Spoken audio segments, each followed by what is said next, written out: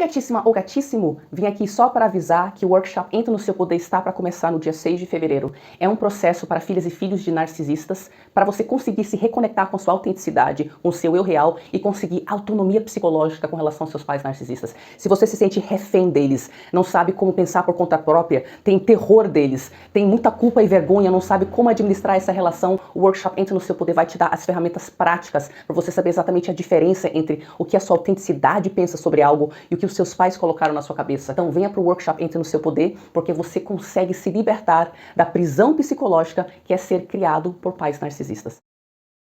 Olá, meus queridos, tudo bom? Estamos aqui para uma live incrível com a Tariana Rocha. Hoje nós vamos falar sobre filhos de pais emocionalmente imaturos. Sejam muito bem-vindos. Vamos ver aí, tô esperando o pessoal chegar, entrar. Olá, tudo bom? Oi, Kelly. Oi, Mari, tudo bom? Oi, Indy, querida. Que bom que vocês estão aqui. Tem algumas mentorandas, mães que já passaram pela mentoria. Bom dia, Cíntia.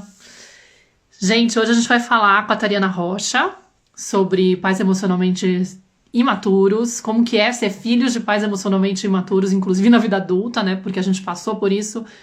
A grande maioria passou por isso. Tô fazendo aí uma enquete nos stories com as perguntas que aparecem no livro que a gente está usando de base, para a gente poder detectar se realmente nossos pais foram ou não imaturos. E, assim, entre 80% e 90% das respostas eram sim, sim, sim, meu pai agia assim. Falei, gente do céu, tá todo mundo aí na mesma situação, né? No mesmo barco, somos todos adultos feridos, filhos de pais também feridos.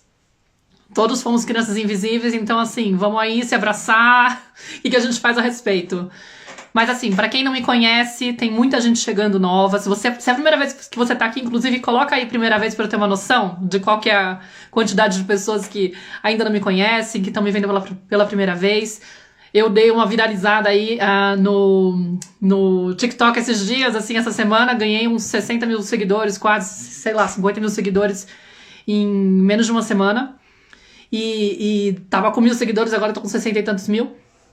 Então tá vindo muita gente de lá. Eu sei que tem muitos adolescentes que devem estar vindo, mas tem muitas mães também que estavam vendo os vídeos, esses vídeos que eu tenho soltado aí dos diálogos da mãe perfeita.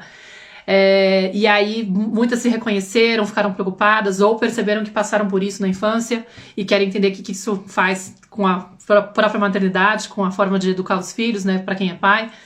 Enfim, eu sei que tem muita gente nova. Aí, ó, primeira vez, muita gente, que legal. Primeira vez, sejam muito bem-vindas. Então, vou fazer uma breve apresentação. Vou chamar a Tari aqui, não sei se ela já tá aqui no radar. Ixi, peraí, não, pedidos pra participar, gente, não me confundam, assim, eu clico nas coisas erradas. Deixa eu chamar aqui a Tari. Eu vou fazer uma apresentação rapidinho, só pra vocês, quem não me conhece, eu sou a Maíra, né, eu criei essa página em 2017, eu canto maternar, que fala de autoeducação, de criação consciente, de criança interior, e eu acabei criando essa página, me tornei educadora parental por conta da minha filha, que tem 7 anos, vai fazer 8 anos no mês que vem, a Nara. Eu moro na Espanha, né, só para dar uma resumida bem breve, e me tornei também mentora de mães. Tenho uma mentoria pelo qual já passaram quase 500 mães, que é a Maternar a Criança, que eu chamo, que tem essa proposta de fazer com que vocês tentem aplicar a criação consciente a partir da reconexão com a criança interior de vocês. Ou seja, importante sempre olhar para a nossa criança, a criança que mora dentro de nós, antes de fazer um trabalho com a criança que está fora de nós, tá? Deixa eu só ver por que a Tari não conseguiu entrar. Aconteceu alguma coisa aqui, que eu fiz o convite. Tá convidado. Bom, não sei. Não pode participar. Ai, meu Deus do céu, o que tá acontecendo? Peraí, deixa eu ver. Deu algum problema aqui. Por algum motivo ela não conseguiu entrar. Deixa eu só... Gente, isso era uma coisa que aconteceu no Instagram, assim, há milênios atrás. Nunca mais aconteceu. Faz uns, sei lá. Ah, então, eu consigo até mais ou menos 1h30. Tá, não é disso que ela tá falando aqui no áudio. Tari, você consegue tentar fazer o convite pra mim? Por que será que você não tá conseguindo? Eu tentei te chamar, mas não deu que você não pode... Apareceu uma notificação falando que você não pode participar. Deixa eu tentar de novo. Tariana. Agora, convidei de novo. Pelo amor de Deus. Nem estamos em Mercúrio retrógrado. Eu tava feliz que vai ser um lançamento de turma sem Mercúrio retrógrado. Ah, agora sim. Aê! Ia começar um surto aqui antes dos surtos maternos, entendeu? Pelo amor de Deus, não para, né? Aí fica mais assim, digamos, aquela que tem experiência nos surtos. E aí, gatíssima, muito obrigada pelo convite mais uma vez. Obrigada a você, Flor. Olha, gente, para quem não conhece a Tariana, eu já... Ai, obrigada pelo selo, viu, Flor? A Dani já tá oferecendo selo pra gente. A Tariana já fez, assim, nem sei dizer quantas, porque a gente já fez, se bobear, você é o ranking número 1, assim, com quem eu mais fiz lives até hoje no Surtos Materno, no canto de louca aqui. Me deixa desvair. Meu Deus, só faltava não entrar. Como assim? O meu Instagram tá mega acostumado com a Tari. Mas a Tari, para quem não conhece, é psicanalista. Ela tem um perfil aqui que é voltado para trabalhar a questão do narcisismo materno e paterno. Então, ela trabalha muito com filhos e filhas de narcisistas, né? E eu acompanho ela desde 2017, acho que 2018, pelo menos, né, que eu descobri o trabalho dela, que eu senti a demanda de falar sobre esse tema aqui no meu perfil, porque as pessoas começavam a pedir, eu ficava, meu Deus, eu não sei aprofundar sobre isso. Aí eu descobri você, foi amor à primeira vista, foi maravilhoso, porque eu percebi que você tem uma pegada muito parecida com a minha, da forma de ver as questões, e assim, não fica nesse lugar de vítima, que é muito importante, né? Porque eu sei que quando a gente descobre esse tema e se percebe aí nesse lugar, nossa, eu tive esse pai ou essa mãe, é muito fácil cair nesse lugar. Mas enfim, foi por isso que eu me atraí pelo teu trabalho, me senti atraída pelo seu trabalho, comecei a te acompanhar, e aí a gente começou a fazer lives. Tenho também, esqueci de falar, eu tenho um podcast, que é a Tenda Materna, junto com a Clarissa de Aquiara. Quem não conhece pode buscar a gente lá no Spotify ou qualquer plataforma essas de podcast que acho que a maioria tem, nem tem controle disso, mas enfim, eu sei que no Spotify nós estamos. E aí, lá na Tenda Materna, no episódio 18 foi com a Tariana, tá? A gente já tá nos 50 e tantos, 55 quase. Uau! 18, sei lá, vai encontrar a Tariana lá, tá? E no meu YouTube tem um monte de reprise das lives que a gente fez, maravilhosas. Será que eu sou filha de mãe narcisista? Ih, sou filha de mãe narcisista e agora? E por aí vai, tá? Então, quem quiser fazer uma maratona também nos conteúdos da Tari, que são maravilhosos, vai pro YouTube dela, porque é incrível. Lá você tem muito conteúdo gratuito que é super importante pro seu processo de autoconhecimento e tomada de consciência de todos esses babados aí que acontecem na infância. Fora isso, só para avisar, essa daqui é uma live de esquenta. Eu fiz uma mini apresentação sobre mim, né?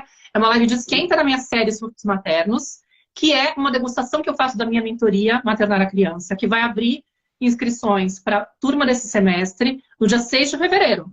Então, o que eu faço nessa série gratuita? Eu ofereço para vocês 4 aulas para que vocês possam entender quem é a criança interior, porque eu sei que muita gente vai chegar aqui, vai ouvir falar que é uma educadora parental e tal, mas não é toda educadora parental que fala de criança interior. E, de repente, eu estou aqui falando desse assunto, a pessoa pode se sentir perdida e, ao mesmo tempo, atraída, falando, eu quero entender. Porque parece que essa história e toda, essa pessoa que mora dentro da gente, que eu não sei direito o que é essa história, influencia muito minha forma de educar. E é disso que eu vou falar, né? Como que essa criança interior interfere na sua forma de educar e faz com que você surte com as suas crianças, com seus filhos, com seu adolescente, enfim, que você entra nesse lugar de não conseguir se controlar, mesmo tendo feito aquele acordo, tipo, eu não quero repetir os erros dos meus pais. Por que eu não consigo, né? Por que eu não consigo me conter? Então, assim, pra mim, assim, foi uma virada de chave quando eu entrei em contato com esse conceito da criança interior e quando eu comecei a me propor a trabalhar essa questão, tá? Então, a ideia é... Nossa, tem até gente perguntando em inglês, deve ser dos seus seguidores da página em inglês, né? Uau! Então, a ideia é que vocês venham para a série de Surtos Maternos, que começa na segunda-feira, dia 30. Quem quiser participar, ainda não está inscrito nos grupos, comente Surtos para se inscrever, que vocês recebem por privado lá no direct de vocês o link da inscrição. Aí vocês migram para os grupos, porque lá vai ter aviso das aulas, vai ter tipo, disponibilidade, a gente vai disponibilizar os materiais com um resuminho das aulas, o link das reprises, enfim, as aulas vão ficar disponíveis só por uma semana e tudo mais. E depois as condições especiais para as menos de 50 vagas que eu tenho, porque eu formo 2 grupos de 60, já tenho mais de 10 inscritas, tá? Então eu tô com menos de 50 vagas disponíveis para essas turmas. E aí, tipo, tem que ficar meio agilizado para garantir. Então, tipo, entrando no grupo, você garante, caso você se interesse, de fazer essa inscrição, tá? E aí, passando essa parte, Tari, se você quiser fazer uma mini apresentação, só para poder complementar alguma coisa do que eu falei. Beatriz, coloca surtos para participar, tá? Escreve surtos, que aí o link vai para o seu direct. Então, pessoal, para quem não me conhece, meu nome é Tariana Rocha, sou psicanalista, já fizemos 10 milhões de lives, eu recomendo pra caceta o seu trabalho, porque realmente conversa muito, sabe, o que você faz com o que eu faço, também o conceito da criança interna mudou a minha vida, me deu saúde mental e me deu uma forma prática de trabalhar muitos traumas meus que desregulavam minhas emoções, né, e eu não sabia por quê. Então, eu acho muito legal que eu assisto os seus vídeos e eu falo, é isso aí, é isso, é desse jeito. Porque, tipo, eu me identifico muito, sabe? E eu tava, inclusive você sabe, mas eu tava no Vênus Podcast e eu falei pra eles, ó, convida a Maíra, hein? Porque me perguntaram sobre questões de criar os filhos. Aí eu falei, cara, a primeira coisa que você tem que fazer é seguir a Canto Maternar. Segue lá a Canto Maternar, você já tá convidada, quando você vier pro Brasil, você vai lá. Não, eu falei, vou falar com elas já e falar, opa, compromisso. Elas falaram, vamos chamar a Maíra quando eu for pro Brasil. Vou ver se elas realmente cumprem a promessa. Exatamente. E a gente vai aqui falar sobre o filhos de pais emocionalmente imaturos, né? Eu li a versão em inglês, você leu essa versão que está em português, essa daí? Então, eu vou falando as coisas, os conceitos, a gente vai se casando, aí você fala, não, peraí, em português ele falou assim, mas os conceitos são os mesmos. E, tipo assim, a gente estava conversando sobre como são muitas coisas que a gente já conversa, né? Não com aquela linguagem que a gente muitas vezes usa, eles não falam tanto narcisista, eles não falam codependência e tal, mas é uma linguagem muito acessível para qualquer pessoa entender como é que são os perfis dos pais emocionalmente maturos, como que isso impacta na gente, como que impacta na criação dos filhos, né? Porque vai impactar diretamente na criação dos filhos. Exato. E quais são algumas coisas práticas que a pessoa pode fazer para reprogramar isso, né? Que ninguém está afim de ficar repassando as feridas da família. Percebeu? Opa, o que eu posso fazer? Ficar no lugar de me fizeram isso e a minha vida é ruim por causa disso. Isso não vai nos ajudar, sabe? Não vai ajudar a sua linhagem familiar. Então, o ponto é sempre a gente sair desse lugar e se empoderar e fazer, ok, o que eu faço a partir de agora? O tal do entrar no seu poder mesmo, né? Assumir a autorresponsabilidade. Sempre é esse o ponto. Exato, Flor. E eu fiquei publicando esses dias vários posts sobre os temas, né, dessa imaturidade emocional dos pais, para poder tentar trazer um pouco de já compreensão, para que as pessoas pudessem começar a identificar. E é super triste, porque as pessoas se identificam muito rapidamente, né, já reconhecem rapidamente. Eu fiz um vídeo sobre a mãe narcisista, né? Que acabou viralizando lá no TikTok. Ganhou 1 milhão de visualizações em menos de 24 horas, uma coisa bizarra. Já nem olhei, não sei quantos. Mas lá, impressionante, né? Porque é muito jovem. Nossa, é minha mãe, como assim? Não. Nem sei dizer assim, a quantidade de comentários. Você está acostumada, você sabe. Aliás, gente, todo lugar que a Tari vai é o momento do pico de audiência. De todos os lugares. É né? enxurrada de comentário, porque é um assunto que pega demais. E toca as pessoas que elas se identificam muito.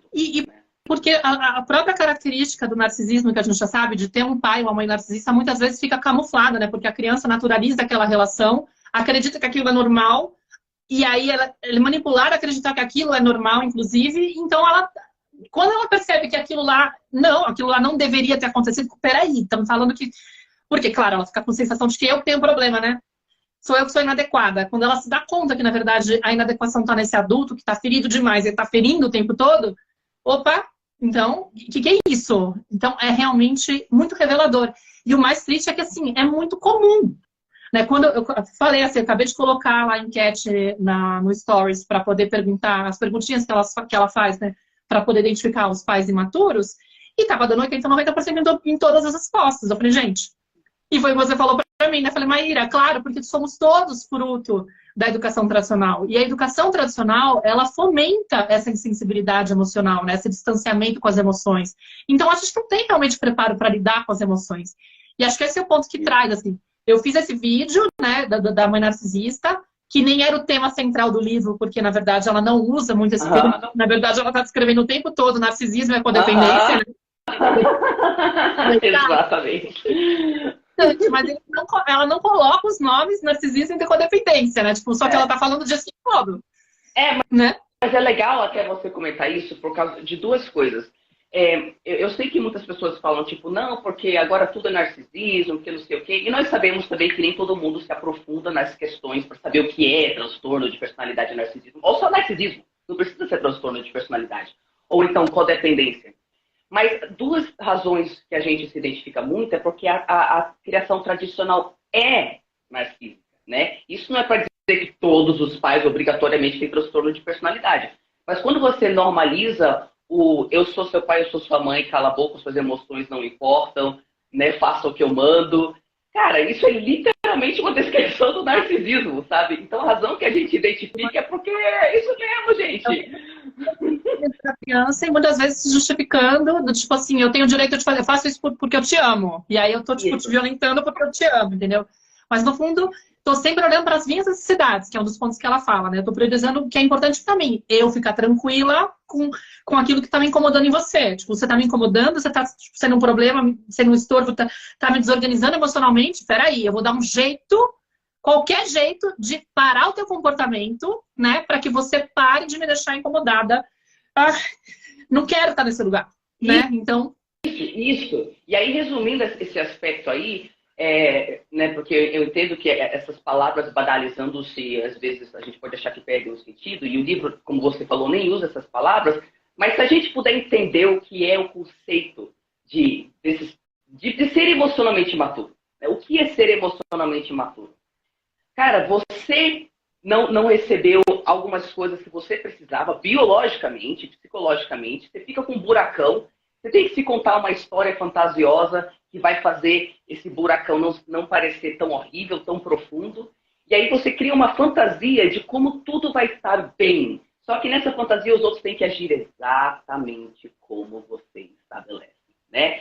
Então a gente percebe só nessa descrição, independente de algum diagnóstico que você possa ou não ter, se você está agindo desse jeito, é narcísico. Sacou? Já é narcísico. Uma coisinha, tem gente pedindo para tirar o comentário. Dois comentários a respeito disso. Eu não vou tirar o comentário porque eu gosto da interação, eu quero acompanhar um pouco das perguntas. As pessoas precisam escrever SUDS para se inscrever na série SUDS Maternos. E, na verdade, para alguns aplicativos, eu não sei se todos, mas se você tocar o dedo no rosto da Tari, que está embaixo, baixa um pouco o nível dos comentários. Aí você consegue ver pelo menos os olhinhos dela com óculos. Eu acabei de fazer e diminuiu, tá? Só para vocês saberem. Acho que não é todo mundo, mas... Tenta aí quem tá incomodado, porque estão falando que tá cobrindo o rosto da Tari, eu queria ver a carinha dela. Gente, vai ter oportunidade. Vocês vão continuar seguindo a Tari, certeza. E aí, tem uma metáfora muito linda, muito boa, assim, da Shefali. Não sei se eu já comentei em live com você. Se você já me ouviu falar, porque de vez em quando eu falo. Mas a Shefali, ela é autora, tipo, ela é indiana, ela mora em Nova York, ela é autora de vários livros sobre parentalidade consciente. E ela explica assim, que quando a gente tem filhos, a gente meio que entra num lugar de criar, é como se a gente se transformasse num diretor de cinema. Então a gente cria um filme na cabeça.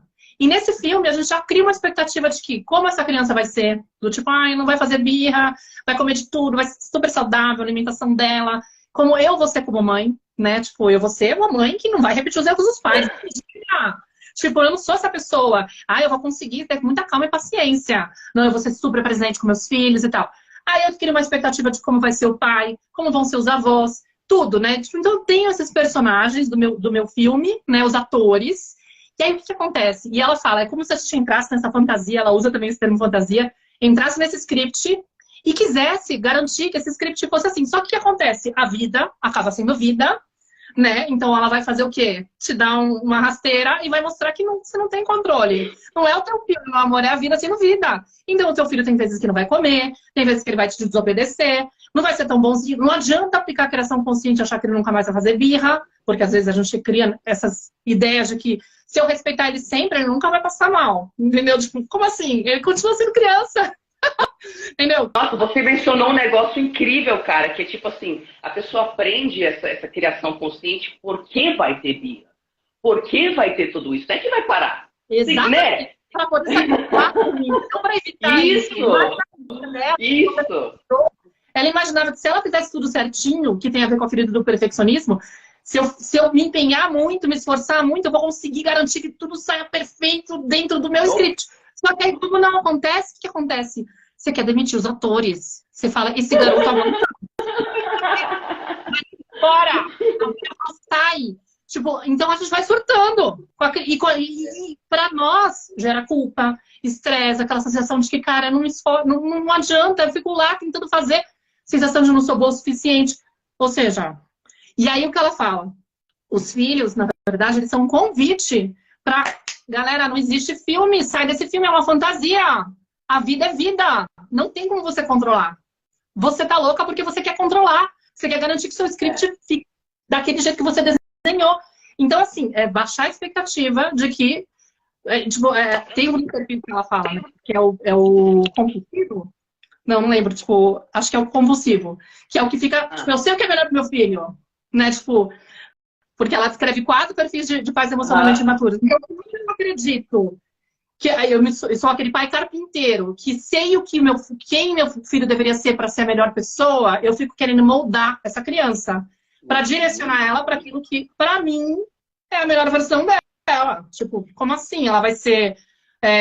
vai fazer... Tipo, eu quero que ela faça aula de piano e ela quer fazer futebol. Entendeu? Que é o que eu coloquei lá nos vídeos também. Não existe isso, pelo amor de Deus. Futebol vai me dar vergonha. Não quero. Tipo, você tem que ser bailarina, lindo. Ou tem que tocar piano, maravilhoso. Entendeu? Então tem muito... E assim, eu diria que, de forma geral, para a gente puxar do contexto da maternidade ou paternidade para o contexto da vida em geral, uma pessoa que tem maturidade emocional é a pessoa que se adequa à realidade tal qual ela é.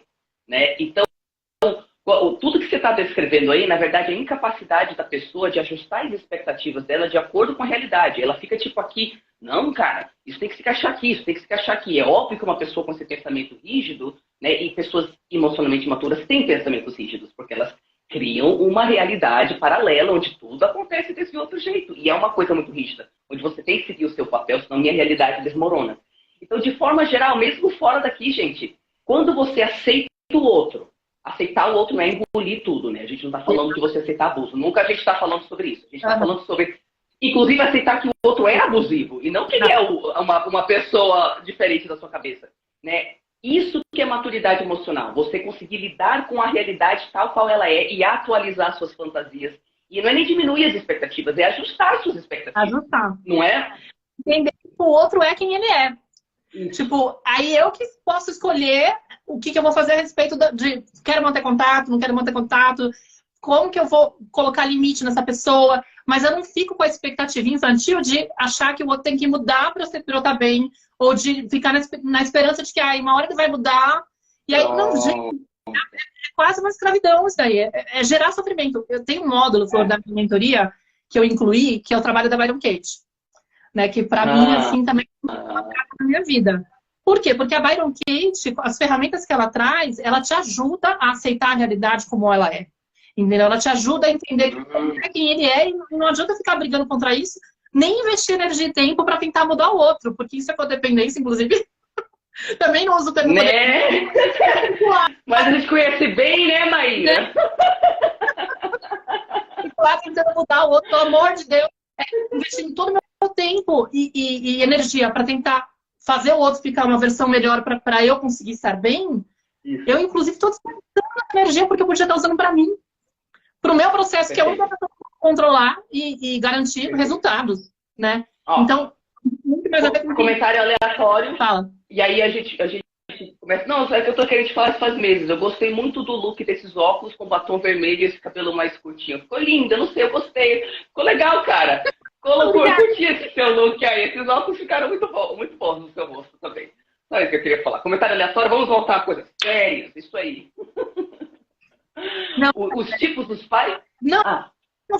Não, achei que você tinha me devolvido, mas eu mais ou menos tinha só trazido isso. Que é importante para reforçar isso. É importante a gente encarar a realidade como ela é. E o trabalho que a gente vai ter de maturidade diante da vida é aprender a honrar aquilo que vem e não ficar brigando contra aquilo que existe, as coisas que estão tentando evitar e controlar. Para mim é esse ponto, né? E como todos nós sabemos, aquilo que vem é o que se precisa olhar. Né? E por isso que a gente também não vai resistir, porque não vem coisa aleatória, né? Vem exatamente o que a senhorita e a sua criancinha interna estão precisando, né? Então são os nossos presentes que a vida nos dá, desafio. Descrever os 4 perfis rapidamente, o que você acha de pais Bora. imaturos emocionalmente? Gente, vamos lá, né? A moça lá, Lindsay Gibson. Lindsay Gibson, maravilhosa, que conheci recentemente. Então, pelo que eu entendi, o livro não é de agora, mas a tradução é de agora, por isso que ficou meio... É 2015, né? Grupos de estudos aí de quem trabalha esses temas. E aí ela vai falar assim, que existem, por exemplo, um dos perfis, o pai dramaticamente emotivo. Imagino que muitos aí vão se reconhecer. Deixar claro que, assim, dos pais emocionalmente imaturos, todos eles têm pouca empatia, pelo que ela fala, tem uma dificuldade muito grande de reconhecer as necessidades da criança. Então, aí a gente já tem aí uma compreensão de o que vai acontecer com essa criança que é filho de pais imaturos. Sempre ela vai sentir que as necessidades delas foram negligenciadas. Né? Tem um ponto aí que ela tem um desamparo aí emocional muito grande, uma sensação de solidão que ela fala, né? Por conta disso, um reflexo disso, essa sensação de, puxa, teve uma negligência emocional, né? E esses pais, eles são caracterizados por terem medo das emoções genuínas. Eles têm um certo temor, assim, pelo amor de Deus, essa criança tá surtando na minha frente, o que eu vou fazer? Então, assim, silencia as emoções, gente. Aí a gente vai pensar que... Por isso que a gente falou num determinado momento da live que tem a ver com a educação tradicional. Porque isso é uma característica da educação tradicional. De achar que você tem que colocar valor nas emoções, se é legítimo ou não legítimo. Ai, não, tá triste? Pra quê ficar triste quando disso? Pelo amor, não é nada, é uma besteira. Né? Ou, ai, não tem nada embaixo da sua cama. Vai lá dormir sozinho, meu, relaxa. Tipo, para com esses medos bobos. Você tem que ser forte, tem que aprender a enfrentar as coisas. Não tem isso. Ou, meu, engole essa raiva. Coisa mais feia, a menina com raiva. Pelo amor de Deus. Tudo que eu não quero, você fica dando escândalo por causa disso, sei lá. Ou, você não tem o direito de fazer isso. E na criação consciente, isso eu vou detalhar depois nos surtos maternos, a gente está sempre tentando entender o que está por trás da emoção. E entender que a emoção sempre vai ser legítima, porque primeiro a gente não pode controlar. Lá no Vênus você falou, né? Teve um cara que perguntou como é que faz para não ter raiva da minha mãe, uma coisa do tipo. Você falou assim, não tem como eu te ensinar isso, meu amor. Porque a raiva... Pronto! Ó, você falou um negócio muito legal. Todos os pais que a gente vai descrever aqui têm falta de empatia, né? E aí a gente entende que a empatia, a questão da empatia não tem a ver com a pessoa conseguir ser fofa. As pessoas que faltam com empatia são pessoas que não têm energia disponível para prestar atenção nas emoções dos outros, porque elas estão consumidas pelas suas questões internas, né? Então, isso é muito diferente de falar que essa pessoa em algum momento não pode demonstrar afeto. Ela pode demonstrar afeto. E as pessoas confundem, mas me dava beijo, me abraçava com empatia. Mas conseguia prestar atenção em você, nas suas emoções, nas suas questões? Porque os pais emocionalmente imaturos, eles vão barrando o acesso às próprias emoções, às próprias partes. E aí eles não se relacionam com as próprias partes. E aí vem o filho lá cheio das mesmas partes, cara. Ativando tudo aquilo do inconsciente dele, né? Que ele não sabe lidar. Então, aí falta empatia. Não sei lidar com a minha questão, eu não vou saber lidar com a sua. Total. E tem aquela coisa assim do... São pais que passaram por uma infância, onde você falou, né? Onde eles tiveram que se treinar a se distanciar das próprias emoções, a viver essa dissociação aí para poder sobreviver a situações de, sei lá, eu chorava e aí de repente começavam a me humilhar. Ai, coisinha de criança, não sei o que lá, bebezinho e tal. E a dor de sentir essa humilhação fazia com que cara, como eu não posso controlar o que eu sinto, sei lá, você sabe descrever melhor, mas eu acabo conseguindo me desligar daquilo que eu sinto só para não repetir a experiência de me sentir naquele lugar de humilhação. Porque aí eu começo a associar, inclusive, que aquilo é errado. Nossa, eu devo ter um defeito de chorar por tão pouco. Que isso? Deixa eu tentar me corrigir. E aí eu me convenço de que eu não devo expressar minha vulnerabilidade, não devo mostrar minhas fraquezas, não devo chorar à toa, né, na minha visão à toa. E eu crio uma insensibilidade, vou treinando, de certa forma, ganho uma destreza em conseguir ficar frio diante de certas situações, que aparentemente parece que eu sou forte, mas na verdade eu tô só anestesiado. Tô lá, não tô muito bem forte. E quando eu vejo uma criança passando mal, né, ao invés de entender que aquilo faz parte da natureza dela e que é legítimo, que faz parte, que é assim mesmo, que inclusive ela é super intensa emocionalmente, que é importante eu saber acompanhar, eu automaticamente, a minha criança interior vem e tenta tomar frente e convencer essa criança que ela não tem o direito de estar nesse lugar. Ou muitas vezes eu não tenho sensibilidade nem de perceber que tem motivos para ela estar chateada, ou que ela tá chateada, porque às vezes a criança pode não aparentar com um choro berrando, mas ela vai, tipo, mostrando que tá incomodada e eu nem sei, porque eu já tô tão distante de mim mesma, de reconhecer quando eu tô mal. Gente, quantas vezes a Nara, através do comportamento dela, me fez, porque eu faço um trabalho, né, que eu ensino lá também na mentoria, me fez revisar. Porque, por exemplo, se ela apresentava medos do nada ela começava a apresentar medos que ela nunca tinha. Falei, o que está acontecendo com ela? Aí eu faço um trabalho de correspondência. Será que eu tô com medo de alguma coisa? E eu brinco assim, né, tipo, eu fui na terapia dela esses dias para receber o feedback da doutora, da terapeuta dela, e aí aquele baque, né? Você ouve um monte de coisa e tal, nossa, ela tá com trauma disso, não sei o que, não sei o que lá. E aí ela perguntou no final assim, e como é que você tá com tudo isso que eu te falei? Eu falei, olha, como eu sou codependente, eu tô distante.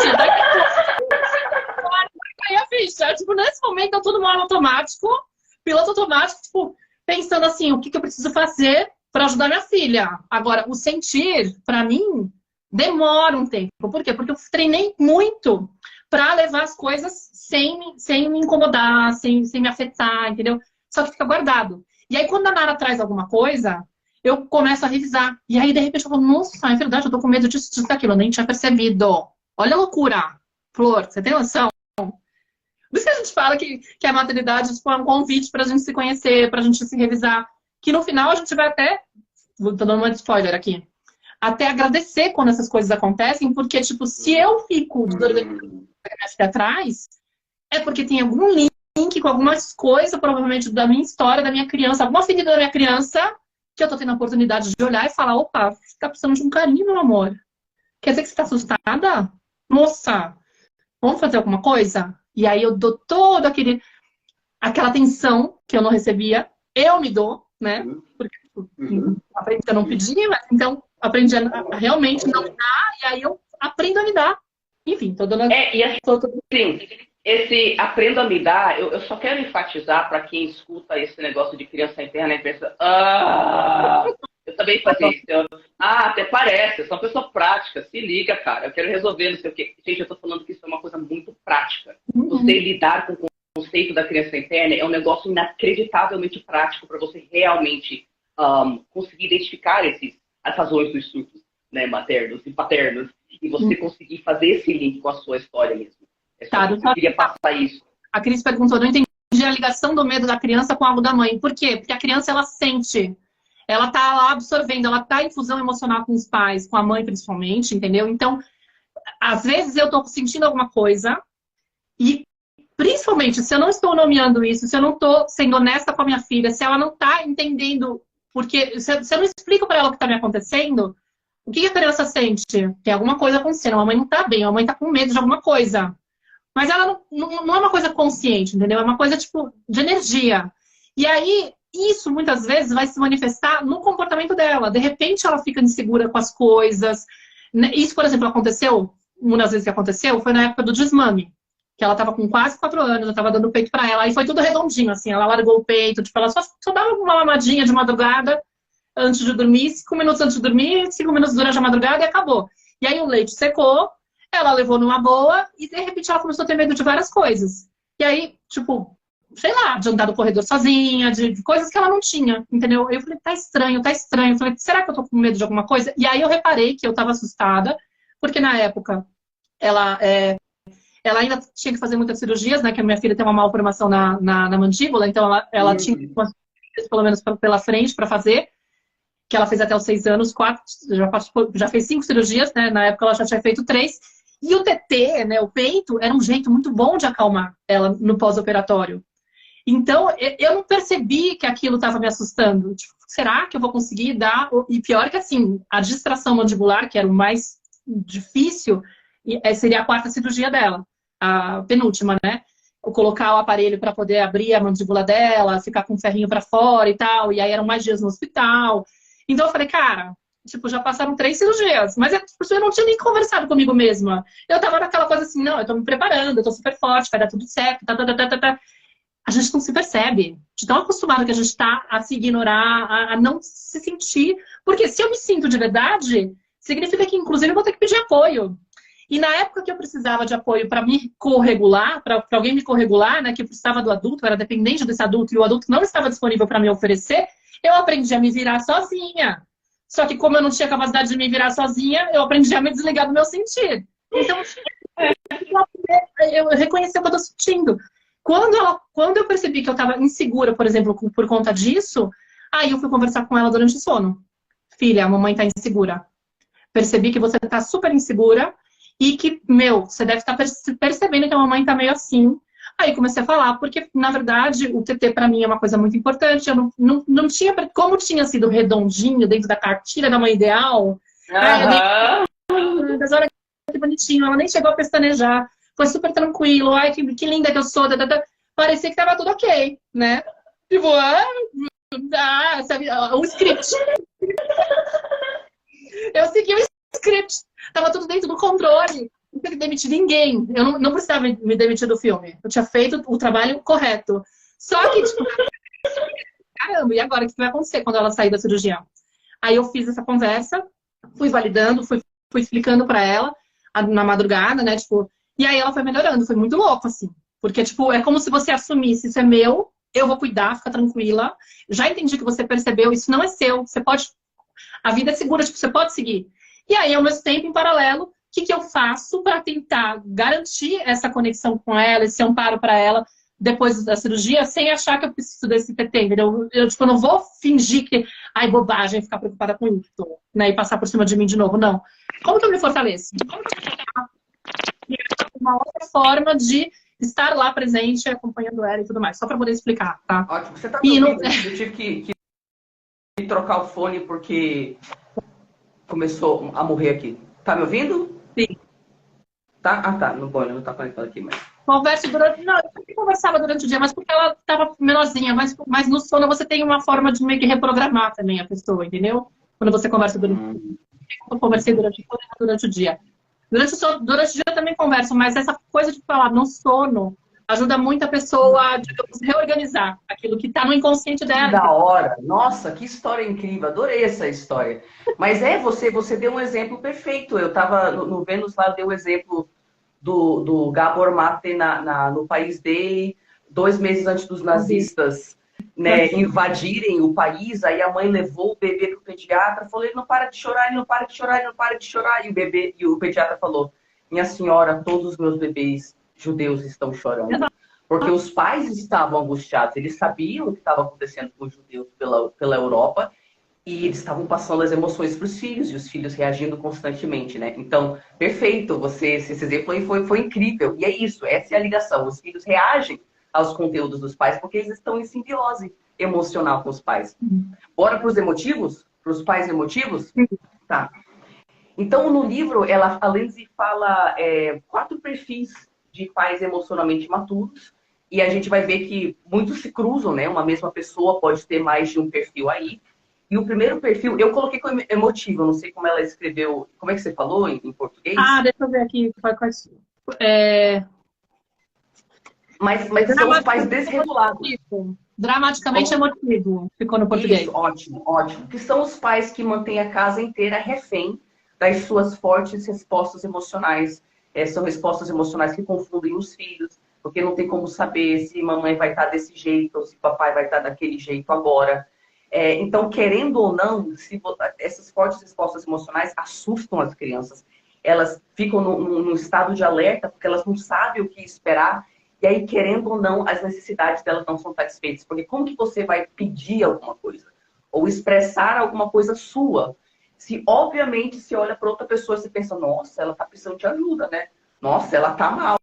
Eu lembro claramente, quando eu era criança, que eu olhava dentro de casa para os meus pais e eu pensava: eu vou precisar ser adulta. Eu falava isso comigo mesma: eu vou precisar ser séria. Eu vou Não, precisar ser séria.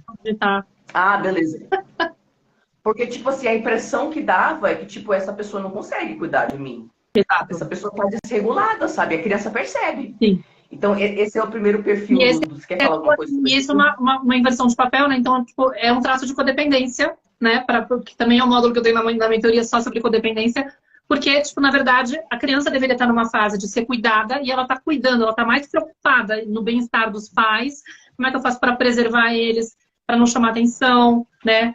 E tem um ponto também que ela fala que essa oscilação que tem entre estar muito envolvida com a criança e de repente estar muito fria, também entra em choque com aquela necessidade básica da criança que a teoria do apego fala, que é da previsibilidade. isso. Cara, se eu tenho um pai que oscila, eu não sei o que esperar. E isso Exatamente. deixa a criança num estado de insegurança muito grande. Isso é uma coisa que pode deixar ela em estado de alerta. Porque ela pode, pô, como que ele vai responder hoje? Pelo amor de Deus. Isso é uma das coisas que pode provocar trauma, né? Porque, tipo, estar em estado de alerta constantemente drena a energia e te deixa naquele lugar. E a gente fica anos. Né? É muito louco, a gente fica em estado de alerta anos. E, tipo, se você consegue, na fase adulta, realmente aprender a se relaxar, é até esquisito.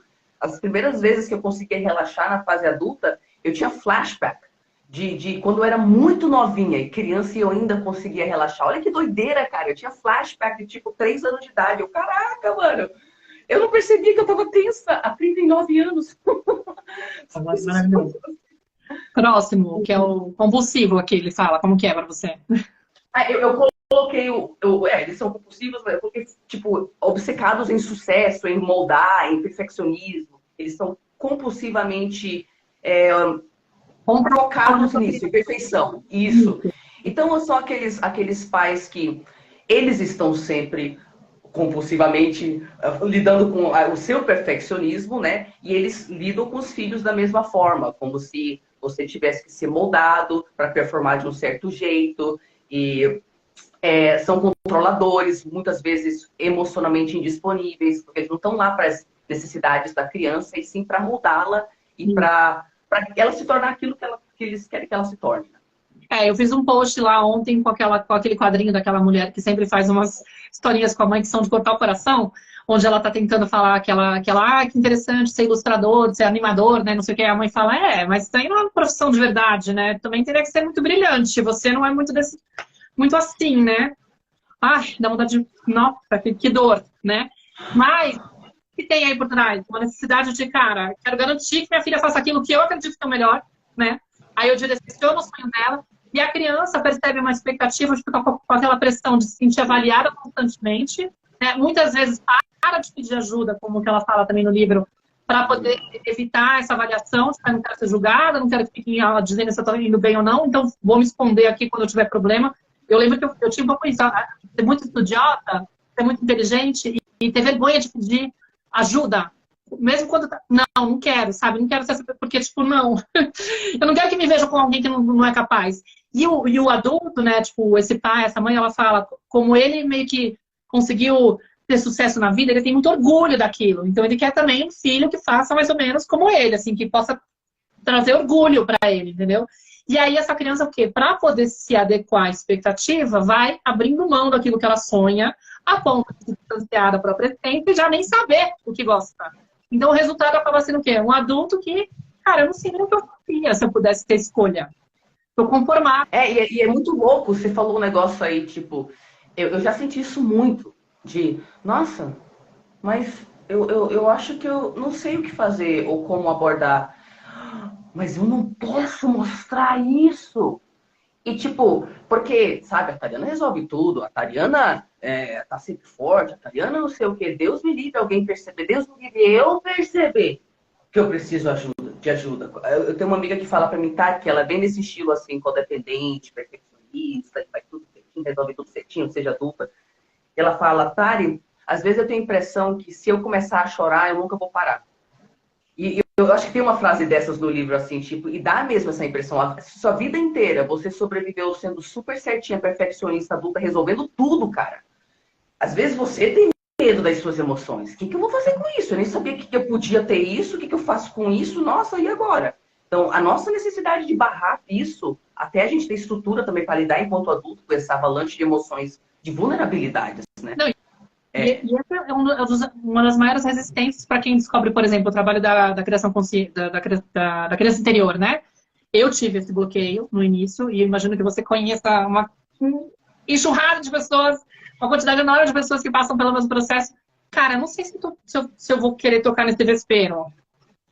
Porque vai que eu fico uma emoção desconfortável. Claro, porque justamente eu não tenho resiliência, né? Eu sou resultado da educação tradicional. Resiliência é uma coisa que eu não tenho. Então, assim, o script lá que a Shefali fala no início é isso. Eu não quero que saia do script, porque se a coisa sai do controle, eu entro em contato com a emoção que eu não tenho mais, eu não tenho controle, eu não sei como lidar, eu não sei como atravessar as emoções. Então, eu preciso do controle de tudo para poder garantir que tudo... Que nada vai me atravessar de novidade emocional, pelo amor de Deus. Porque eu também sou... Se eu sou filha de um adulto que tem esse bloqueio com as emoções e não consegue atravessar as próprias emoções, ninguém me ensinou, né? Óbvio. Perfeito. Ninguém me ensinou. Perfeito. E aí depois você descobre que quando você começa a se atrever, isso que é louco, né? Tipo, é isso que eu queria complementar. Sendo adulto, né? É diferente daquela criança que precisava da corregulação e tal, não sei o que lá. Mas sendo adulto, quando a gente começa a se atrever, a gente fala, cara, não era tão absurdo. A sensação que dá é sentir é perigoso, né? E de repente a gente descobre que sentir é seguro. Isso, que na verdade é você estando presente com as suas emoções, que você faz algo de útil com elas e fica de boa, né? Nossa. Mas é o tabu mesmo de não poder acessar, que a gente fica achando que, meu Deus do céu, o que vai acontecer comigo se eu acessar isso aqui, né? Legal. O passivo. O próximo perfil, isso, passivo. Então, isso é interessante. O passivo é aquele que evita conflito, então ele vai ceder facilmente a um parceiro dominante. Então, é aquele perfil... Vai estar numa relação com um parceiro dominante, né? Também. É o que a gente chama de facilitador. No nosso... Outras palavras. E assim, olha que interessante, né? Eu estava pensando nesse perfil quando você falou a questão da falta de empatia. Porque muitas vezes a gente pode ver um passivo muito carinhoso com os filhos. Uhum. Isso confunde muito. Porque pode ser super amoroso e tal, mas não tem estrutura para lidar com as questões mais complexas de uma forma adulta. Então, se omite, entra dentro de si, deixa as coisas acontecerem, vê os abusos acontecerem. Gente, são histórias horríveis de abusos pequenos, abusos gigantes, sabe? Que aquela mãe ou aquele pai não tinha estrutura nenhuma de abordar o outro, de intervir, né? De proteger a criança. Né? Exatamente. E aí pode ter empatia, empatia no sentido de ser carinhoso, mas não tem empatia no sentido de realmente conseguir estar lá para as emoções e necessidades da criança. Mas pode ser carinhoso. Porque, na verdade, é aquela pessoa que se acostumou a fugir da linha de frente, né? Ela se omitia, ela tentava não fazer barulho, não destoar. E claro, ela criou essa... Ela não tem ferramentas para enfrentar o abuso, né? Tipo, colocar esse limite no outro. Então, o que vai acontecer se ela se tornar pai ou mãe? Vai, sem querer, colaborar, né? Porque não vai conseguir interceder se tem alguma coisa acontecendo. Então, vai ter esse perfil mais negligente e permissivo muitas vezes. Por quê? Porque também não consegue dizer se não. Porque tem uma... Ele fala assim, tem uma carência muito grande emocional. Então, pode estar usando essa criança também para suprir essa carência.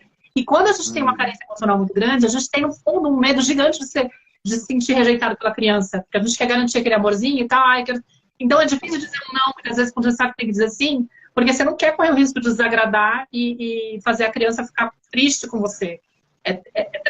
Que dá ruim pra caceta, né? Pra você e pra essa criança, né? Dá ruim pra caceta esse negócio de não colocar um limite lá. Eu vou aprofundar isso na segunda aula do SUS, tá, gente? Porque lá eu vou falar sobre como aplicar a criação consciente sem cair na permissividade. Porque muita gente tem medo da criação consciente e respeitosa, achando que respeitar o que a criança quer, né? Respeitar a criança significa fazer o que ela quer. Que como é que eu vou dizer não pra criança? Não, aí ela não vai aprender a ter limite nunca na vida. Gente, não é disso. Porque tem a ver com você, digamos, você tem que ser a base, tem que ser uma referência, você tem que ser, de fato você sabe mais, você tem mais maturidade para tomar algumas decisões. Você não pode deixar a criança solta fazendo o que ela quer.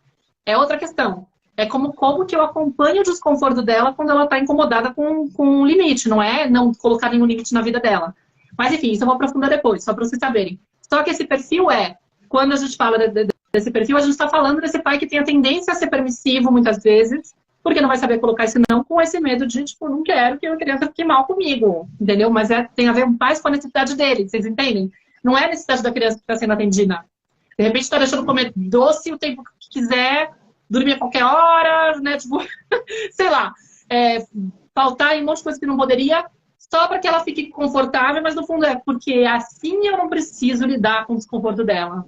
Olha, assim eu não me sinto rejeitada por ela, não é a necessidade da criança, entendeu?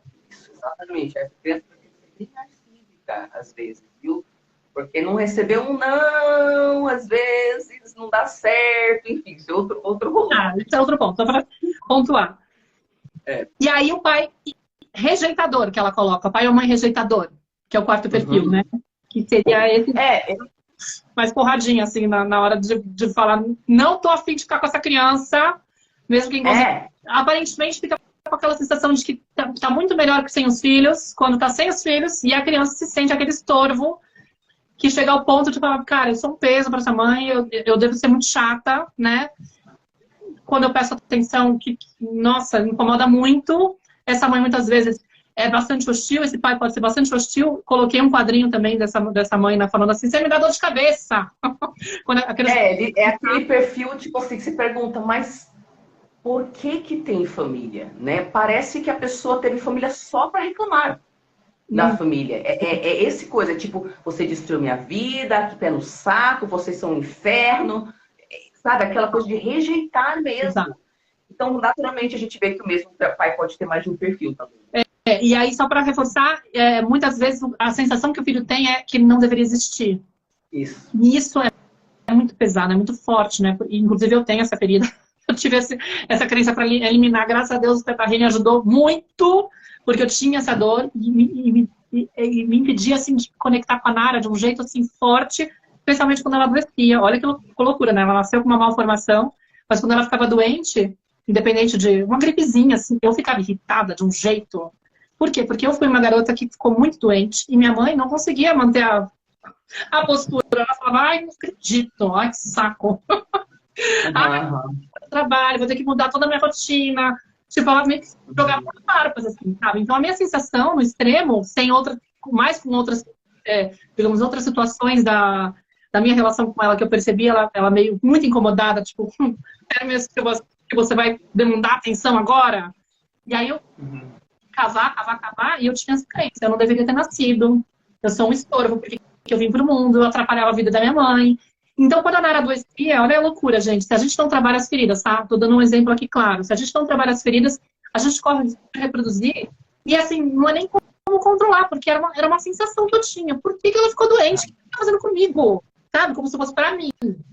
Tipo, porque quem é ela pra fazer isso comigo? Ficar doente e eu reorganizar a vida. Isso, mas aí que tá, né? A gente leva pro pessoal quando né? É pessoal no sentido de que a gente não resolveu as nossas questões, não no sentido de que ela tá fazendo contra nós. Exato, e aí uma dor gigante, porque além de tudo eu era educadora parental, né? Tipo, olha, a síndrome da farsante, né? Tipo, a louca. E claro, eu tava estudando, trabalhando pra ser, tipo, a melhor mãe, não sei o quê, e eu não conseguia entregar, era uma coisa que era mais forte do que eu. Era, tipo, uma irritação tremenda e profunda. Por querendo falar, vai pra escola sim, porque é frescura. Você tá fazendo isso pra me sacanear. Tipo, eu vou falar o que tava na minha cabeça, só que eu não falava isso pra ela, entendeu, gente? Claro. Como eu gosto de ser clara e sincera, né? A minha voz interna ficava tipo, falando assim, filha, por que diabo você foi ficar doente? Por que você tá fazendo isso com a mamãe? E aí eu fui trabalhar isso, e depois fui trabalhar... Cara, foi uma loucura, assim, a diferença. Eu sou a primeira a falar, filha, eu cancelo tudo, não tem problema, eu reorganizo tudo. E eu tô lá presente de corpo e alma, porque eu trabalhei com essa dor. Eu maternei a minha criança. Eu validei a dor da minha criança, que passou por esse mal-estar, de ter se sentido rejeitada pela mãe, o estorvo pela mãe quando adoecia. E quando eu fui trabalhando isso, conforme eu fui trabalhando, Flor, assim, gritante a diferença. Hoje eu não tenho nada em relação a isso, pelo contrário, eu tô lá super disponível, conectada, e não é forçada, como eu estava fazendo antes, entendeu? Para seguir a cartilha da mãe ideal. Não. Agora é de coração. É com presença real, é com preocupação, é com carinho, é com vontade, inclusive, ai, filha, vem cá, deixa eu tirar o piolinho da sua cabeça. E ficou me divertindo. Tipo, ao invés de A achar que diferença que faz, né? fazer. Quando a gente materna a nossa criança, né? Aí sim, aí a gente consegue estar disponível para o outro. Senão, ela vai consumindo a nossa energia, ela vai consumindo a nossa interpretação da realidade. Deu para vocês entenderem, né? Tipo, os 4 perfis, mais ou menos. E aí, aquilo que a gente falou, né, Flor? Que no fundo tem muita codependência e narcisismo nesses traços, apesar dela não estar nomeando isso. E aí, Sim. sei lá. Mas vocês estão identificando, né? Para quem, pra quem segue os canais, vocês já estão aí ligados, né? Aí ela entra no, vamos falar, nos estilos de como lidar com isso, como os filhos acabam reagindo, tipo, nos 2 perfis que ela falou lá. Então, eu gostei muito, muito do jeito que ela usou essas palavras. Eu traduzi como os internalizadores e os externalizadores. Foi assim que ela falou no livro? Mas... Tá. Então, assim, ela descreve o perfil das crianças como sendo ou internalizador ou externalizador, provavelmente porque a criança já tem uma predisposição, né? Então, por exemplo, a criança que já puxa para si as coisas para ela resolver, refletindo, se perguntando como que eu posso resolver isso, sabendo que ela pode se desenvolver. Como? Ela chama de autorreflexão no português. Isso, ótimo. Então é aquela criança que puxa para si o problema, que acaba se doando demais. É uma criança naturalmente muito sensível, muito curiosa, o cérebro dela já vai lá para a solução. Por isso que muitas vezes ela se torna, às vezes, a terapeuta da família também, né? Porque ela já tem esse perfil. Então, ela... Isso, exatamente. Aí, muitas vezes, altamente sensível também, né? Que tem esse perfil que eles descrevem. Como elas são muito sensíveis, elas detectam a energia do outro com mais facilidade, elas conseguem se colocar no lugar do outro, ver a dor do outro, um passinho para ser codependente. Nossa, ela tá muito mal, eu preciso fazer alguma coisa por ela. Tipo, eu me sinto mal. Tipo, a Nara tem um pouco essa propensão também, eu já percebi. Falei, meu Deus do céu. Enfim, não vai ser 100%, já sei. Mesmo que eu me trabalhe, ela vai ter um pouquinho da mamãe. Falei, essa é codependente. Já ficou assim, ih, ela é codependente, eu sei. Como não, né? Vida de peixe, assim, mas dá para reduzir os danos. Mas tudo bem, a questão é que essa alta sensibilidade e essa facilidade em se sentir mal pela dor do outro, pronto, é um convitinho para estar nesse lugar. Mas eu sou totalmente... porque ela vai acabar se identificando com esse papel na família, vai ser o natural para ela. Né? A família ela vai ter um lugarzinho para cada filho, né? Ela vai dizer, eita, meu lugar é aqui, a responsável, a adultinha, né? Vamos não nos gabar de crianças muito adultas, né? Porque a gente adora falar, nossa, é tão adulta, e na verdade isso não é um bom sinal muitas vezes. Né? Você corta demais, pelo amor de Deus, não é o lugar dela, né? Porque, exatamente. Bom, é criança, ela deve... uma coisa... para não ser adulta. É justamente o motivo que ela não deveria ser adulta e responsável e perfeitinha. Não. Perfeito. Porque é uma das coisas que eles mencionaram que eu achei legal, porque é verdade que qualquer codependente também é familiar com o ressentimento, né? Você é muito internalizador, você está sempre se doando para os outros. Cara, você pode ter uma face bonitinha para o mundo, mas eu sei o que é esse ressentimento interno. A gente se coloca em situação de ficar resolvendo coisa para os outros, né? Porque a gente internaliza. Mas olha a loucura, né? Fica esperando reconhecimento, mas ao mesmo tempo não sabe receber. Então, pronto. Tem uma vontade enorme de se sentir validado pelo outro, aprovado pelo outro. Tipo, eu quero que ele reconheça as coisas que eu estou fazendo, mas ao mesmo tempo e vem alguma coisa, não foi nada, imagina. E nunca é suficiente o que vem de volta. Nossa, é uma sensação. Flor. Uma sensação de eterna falta de reciprocidade. Eterna, consistentemente você se vê nessa posição de, nossa, eu tô me sentindo de novo assim nessa relação, né? De novo eu tô me sentindo nessa... Né? Então, perfis dos internalizadores. Então, ela falou que muitas vezes são perfis que acabam indo resolver até, inclusive, os problemas dos externalizadores, né? E o externalizador já é aquele perfil de personalidade que sente ansiedade em vez de, vou processar internamente e refletir. A pessoa já faz algo impulsivamente, age antes de pensar, porque já quer uma descarga daquela ansiedade. Então, são pessoas que, ao contrário dos internalizadores, que puxam muita responsabilidade para si, eles têm uma firme crença de que os problemas deles são porque o mundo não age de um certo jeito, as pessoas não agem de um certo jeito. Então, ele já tem uma ideia de não puxar a responsabilidade para si e de consistentemente culparem os outros, né? Isso, vítima, grande vítima, coitado. Enquanto os outros mudam, olha só, por isso que eu tô assim. Perfeito, perfeito. Aí a gente já viu aí o internalizador com o externalizador, né? Porque exatamente esse encaixe. Meu match. Eu puxo. É um daqueles matches que não era para dar, mas dá. Infelizmente, né? Exato, Flor. E aí, o ponto é que a gente precisa entender, vocês reconhecem, geralmente quem está aqui, provavelmente vai ter esse perfil internalizador, a maioria vai ter o perfil internalizador, porque são pessoas o quê? Que estão dispostas a olhar para si. E, de novo, eu puxo a sardinha para a Byron Katie, que eu coloco lá no trabalho. Eu gosto muito de um conceito que ela coloca, uma forma que ela descreve, que é, existem 3 assuntos na vida, né? Já te falei disso ou não? Não lembro. Eu não lembro. A Tari já fez tanta live comigo. Falei, meu Deus, eu fico que nem com a Clarissa na tenda materna. Falei, Clarissa, eu vou te contar uma história, porque eu pensei nessa história para esse podcast, para esse episódio. E aí você fala para mim se você já ouviu ou não, porque para saber se eu já falei alguns 50 episódios, eu não lembro. Eu me repito bastante, mas eu esqueço também, eu conto de novo. A gente vai muito assim, tipo, na coisa do momento, e eu não fico ouvindo depois do meu próprio podcast, entendeu? Tipo, eu ouço no máximo uma vez para revisar. Eu falei, meu Deus, já não contei. Aí a Clarice falou, eu acho que eu nunca ouvi. Eu falei, então tá, então é novidade. Mas, enfim, os assuntos de Deus que ela descreve, os 3 assuntos que existem são... Existem os assuntos de Deus, que são os assuntos da natureza, do universo que você queira. Por exemplo, se vai chover, se não vai chover. Se vai ter pandemia, se não vai ter. Se vai ter um terremoto, se não vai ter. Se alguém vai morrer, se não vai. Tipo, você não tem como controlar. É de Deus, é do universo, do que você queira chamar, mas totalmente incontrolável. Tem os assuntos dos outros. Se eles vão seguir o caminho da criação consciente ou não, se vão fazer um trabalho com a criança interior deles ou não, se vão olhar para o passado deles ou não, se vão chegar atrasado no compromisso ou pontualmente ou não, se vão cortar o cabelo, se não vão, se vão usar o cabelo azul, amarelo ou da cor natural ou não. Meu, é assunto do outro, é decisão do outro, é escolha do outro. E tem os seus assuntos. Se eu vou cortar o cabelo ou não, se eu vou seguir a criação consciente ou não, se eu vou me dispor a trabalhar minha criança interior ou não, se eu vou seguir o canto maternar ou não, se eu vou seguir a Tariana Rocha ou não, sei lá, qualquer coisa do tipo. Eu posso controlar. E isso sim, eu posso fazer cargo e falar, beleza, vou assumir. Só que o que acontece? A gente costuma gastar muita energia e tempo tentando cuidar do assunto do outro. E a gente não pode controlar. E é um desperdício, que no fundo, inclusive, é uma distração. Olha essa cara dela. Para que a gente não precise olhar para os próprios assuntos. Então,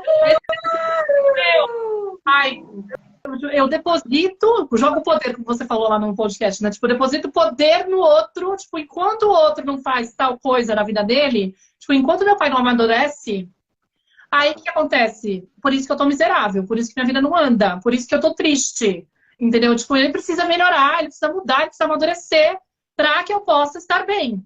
Aí a vai perguntar, isso é verdade? Será? Ela é ótima, né?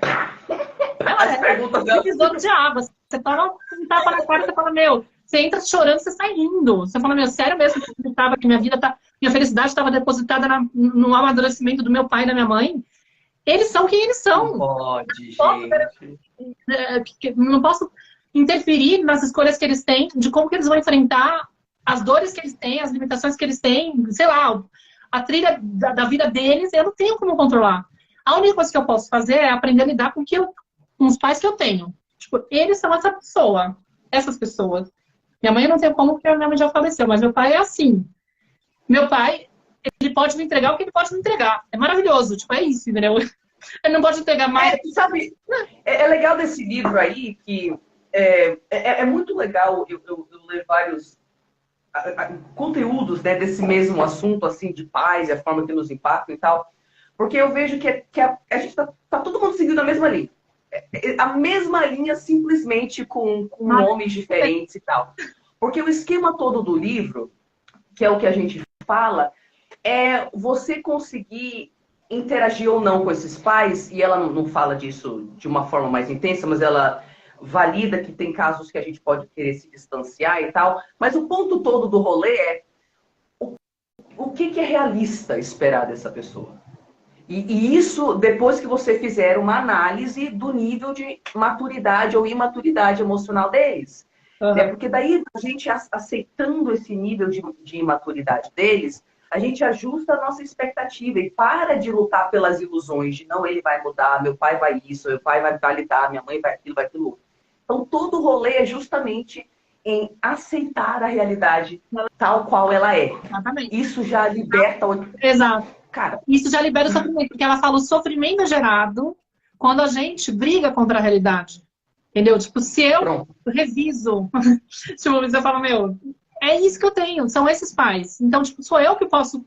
A única pessoa que pode mudar, que eu posso garantir a mudança, sou eu. Então, eu que tenho que aprender a colocar limite. Eu que tenho que aprender a me proteger. Não é meu pai que tem que aprender a mudar. Porque isso eu não posso garantir.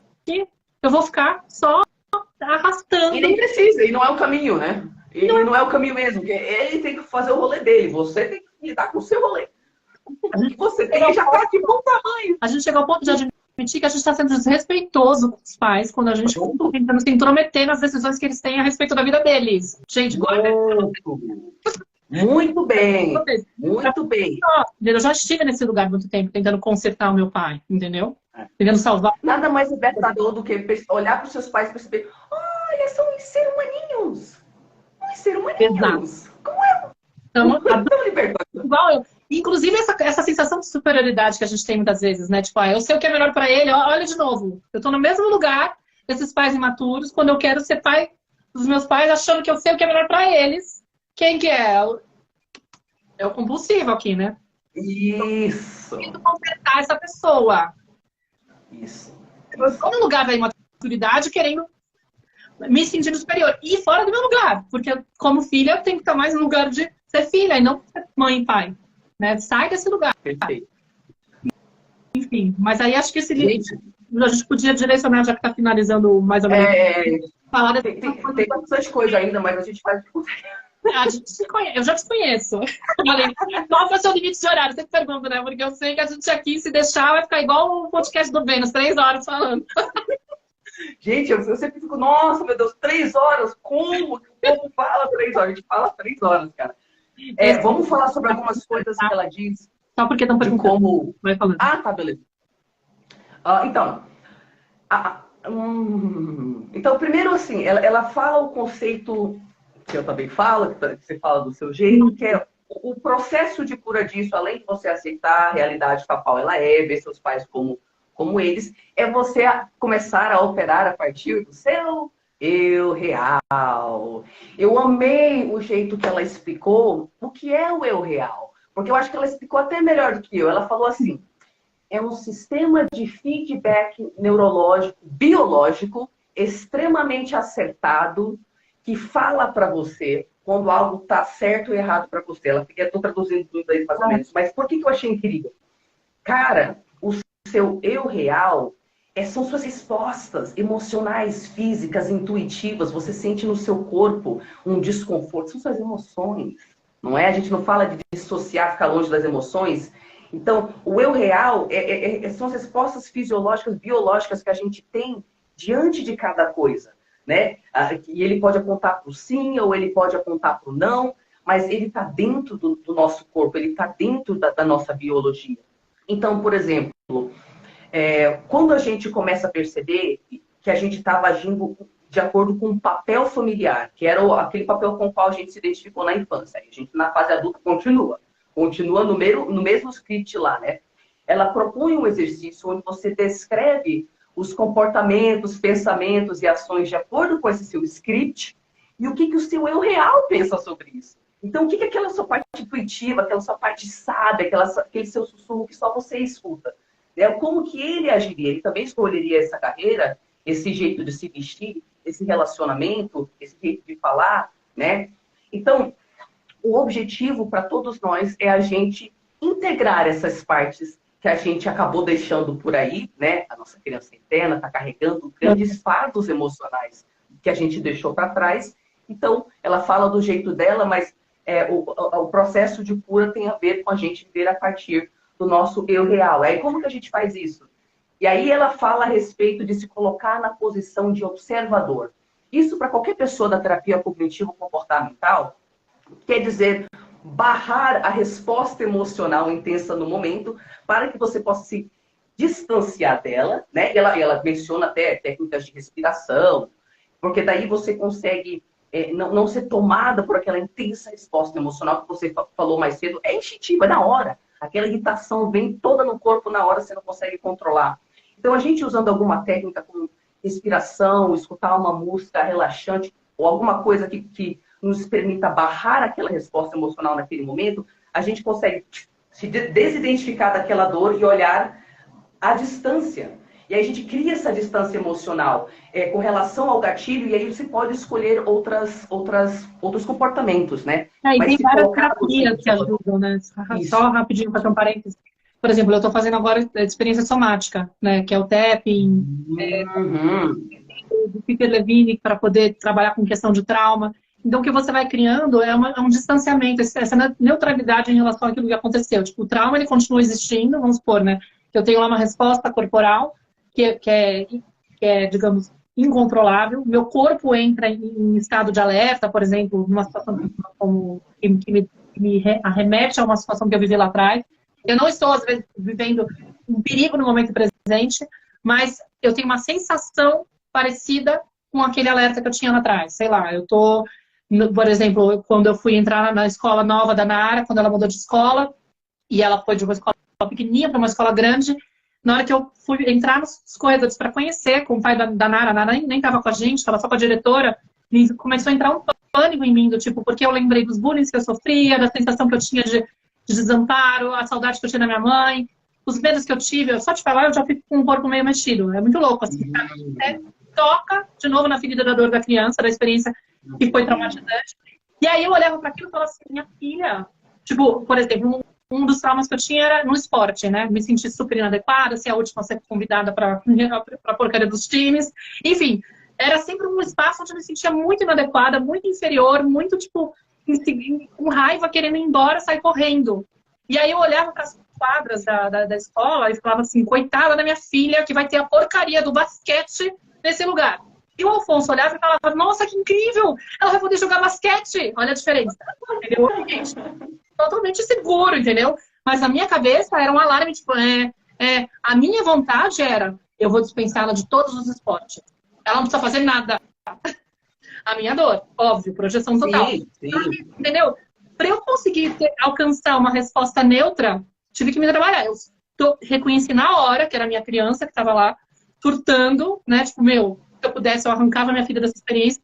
Hoje eu dou risada, porque depois de trabalhar, me acalmar e tal, e conseguir criar um distanciamento para não manchar a impressão que minha filha ia ter daquela experiência, fiquei na minha, segurei a onda, maternei minha criança, chorei um bocado, aproveitei para poder trabalhar nas terapias e tal, fui melhorando a sensação, beleza, confio mais. E quando eu pergunto para ela, e aí, filha, o que você mais gostou? A aula de basquete. Eu, não pode. Bateu pro meu ventre, não é possível. Puxou aí você tá pronta pra falar, nossa, filha, que legal! Meu amor, não, que legal. Você gosta de basquete assim? Eu queria desganar as pessoas. Nossa, pra mim a experiência tinha sido horrível. Jamais ia imaginar que minha filha falava isso, entendeu? Mas enfim, existem muitas terapias também que fazem esse processo de buscar essa relação neutra com aquilo que aconteceu. Continua tendo acontecido, você não mudou.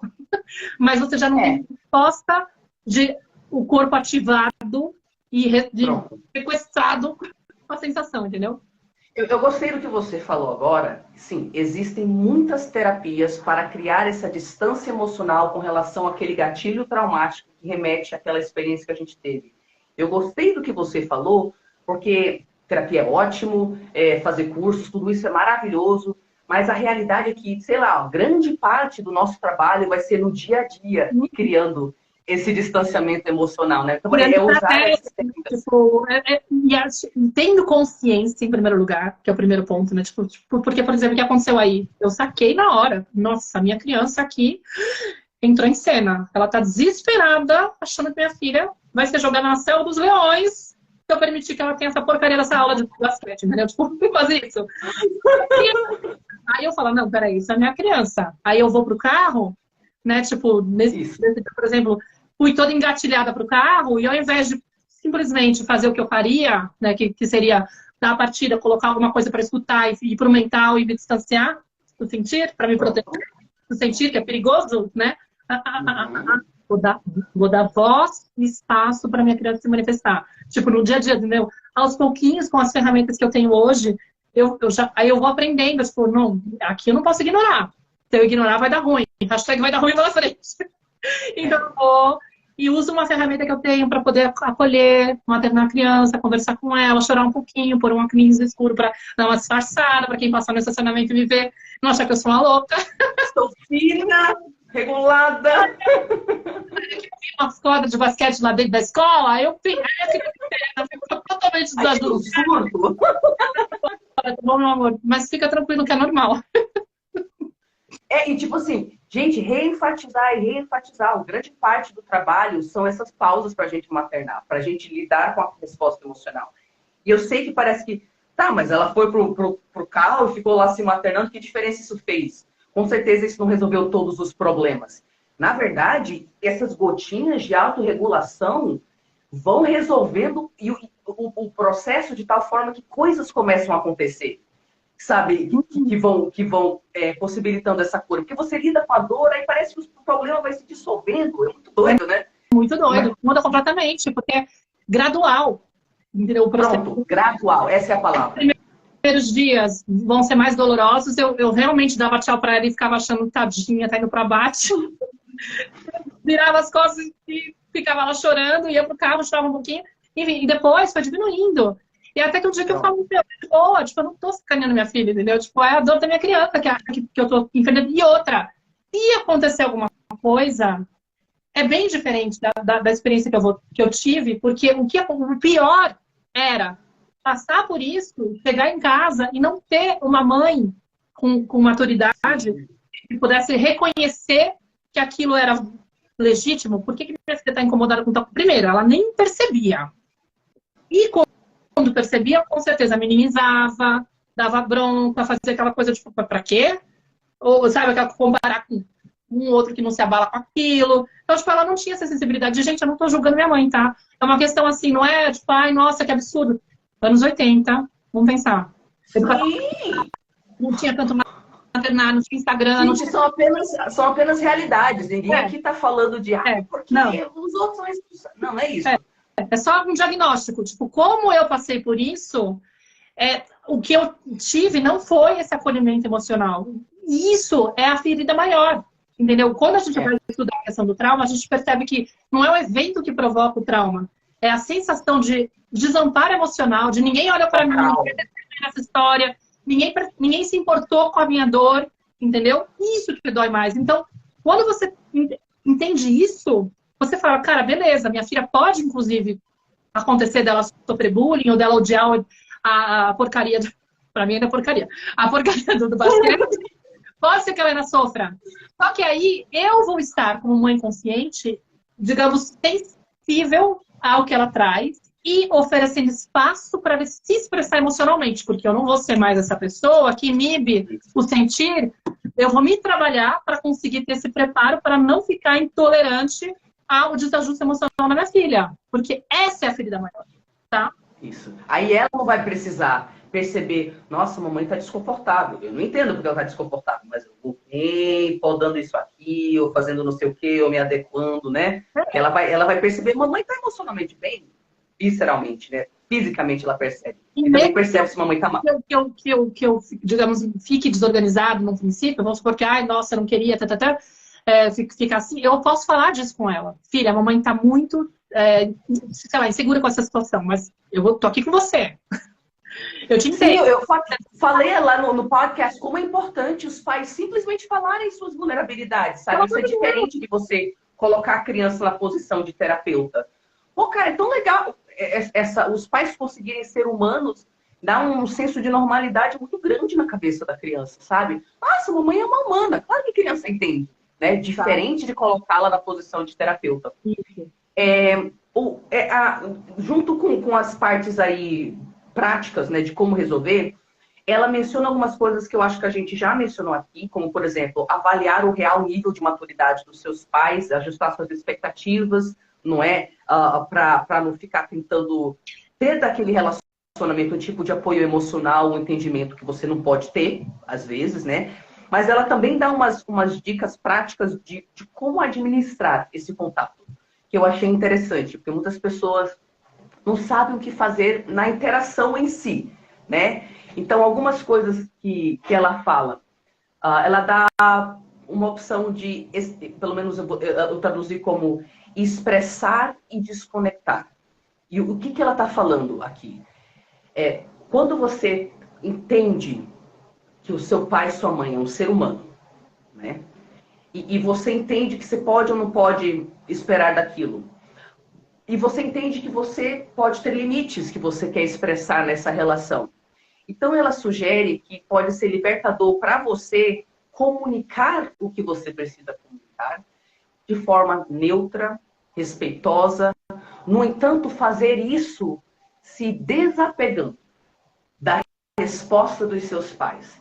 Ou E seja, aí, não achando que você tem responsabilidade pelo que eles vão sentir.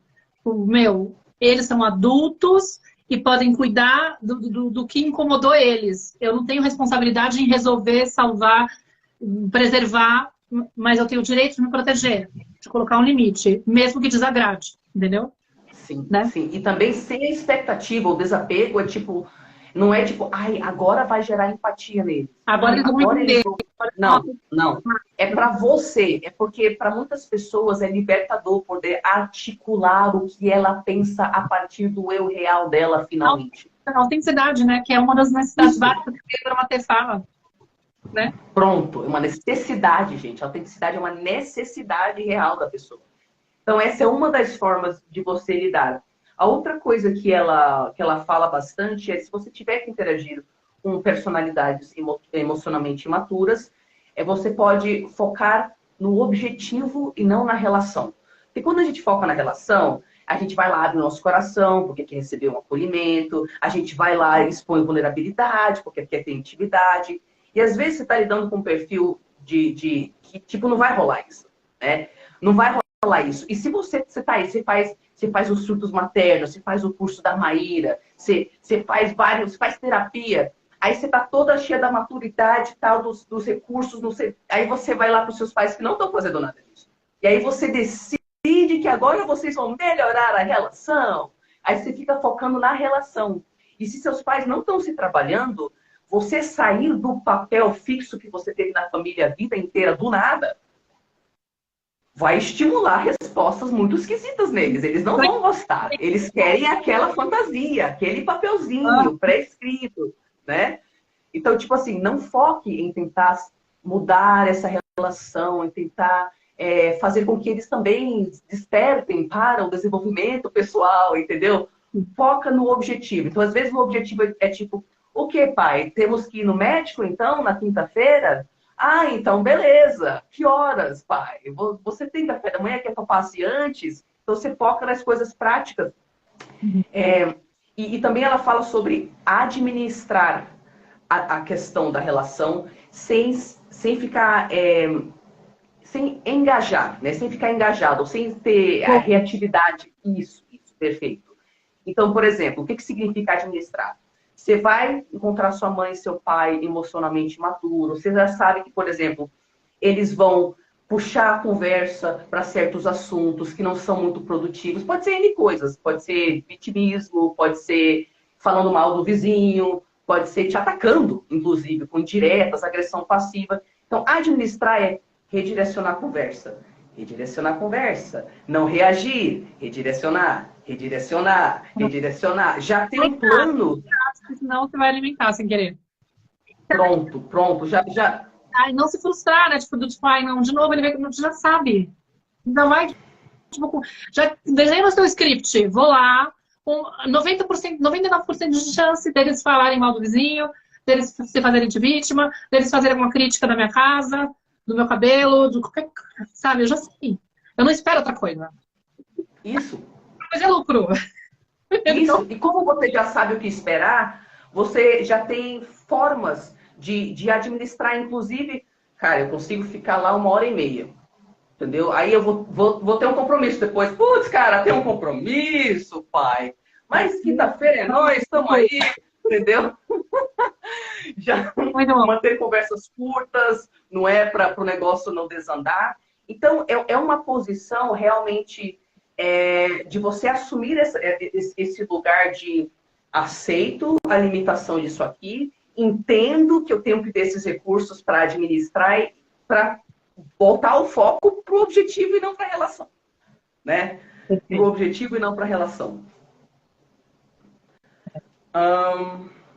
Ela também fala, como a gente está aqui na reta final, só estou listando as diferentes coisas que ela fala, e se quiser... Não, beleza, estou escrevendo o nome do livro de novo e eu vou colocar no meu copy-paste aqui para... Beleza. Ela também fala, que a gente já comentou, né, sobre diferenciar entre o falso eu e o eu real, né? Porque, tipo assim, quando a gente cresce nesses ambientes com a criação tradicional, só a criação tradicional já vai fazer com que a gente não tenha acesso a várias partes de nós para que a gente possa, então, se encaixar na família daquele jeito. E aí, muitas pessoas emocionalmente imaturas, como elas não sabem lidar com aquela carga emocional, elas têm medo das emoções. Então, elas têm fortes defesas psicológicas contra elas mesmas, não é?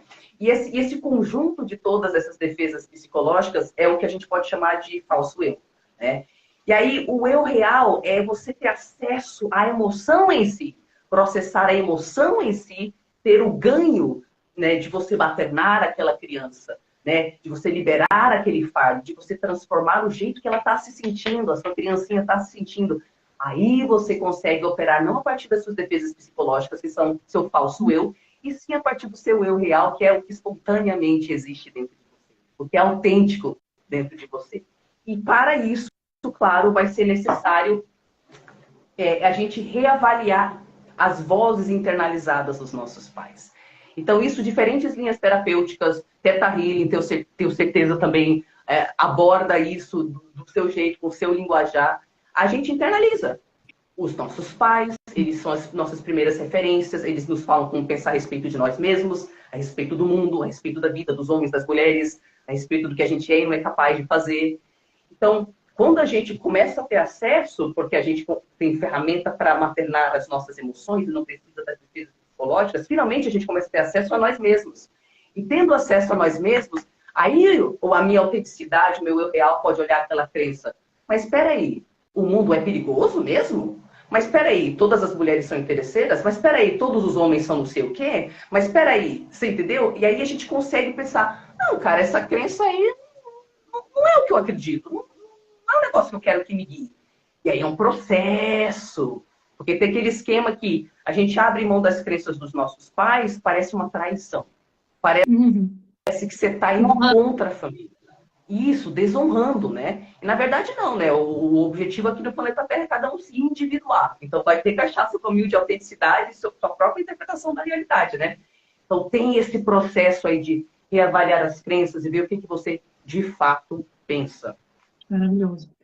Sim, porque também tem até a coisa do querer a aprovação, né? O pertencimento, por um lado, né? Tipo, então, parece que se eu saio, quebro com essa crença, já não sigo por essa crença, que muitas vezes é inconsciente e tal, é limitante, eu vou estar saindo do bando, e aí eu corro o risco de ser rejeitada pela família, né? E tem essa necessidade de aprovação também, que a gente fica viciada, né? Tipo, lá atrás. Porque você fica tentando toda hora agradar esses pais e garantir que eles te aceitem, porque você percebe que não tem espaço para ser de outra forma. Mas é isso que você falou dessas crenças que surgem, são a construção desse discurso interno, né?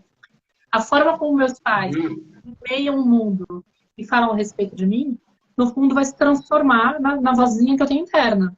Então, se eu fico lá ouvindo que eu sou uma criança impossível, por exemplo, nossa, como você é impossível, você não aceita nada do outro jeito, tudo tem que ser do seu jeito. Nossa, ninguém vai gostar de você desse jeito, vai ser um saco conviver com alguém assim, vamos supor, né? Tô aqui para ficar bem gritante, que nem eu faço nos diálogos lá das mães imperfeitas. E aí o que acontece com essa criança? Uma hora ela se convence. E aí ela não precisa dar mãe falando isso. Internamente ela fala, nossa, eu sou muito impossível, eu sou muito difícil, ninguém vai gostar de mim desse jeito. E aí quando eu for adulta, eu falo, tá vendo? Por isso que ninguém gosta de mim, porque eu sou impossível. Não, nunca vou me dar bem em relacionamento, porque você é chata, a pessoa chata, impertinente, nananana. E aí isso tá aqui dentro.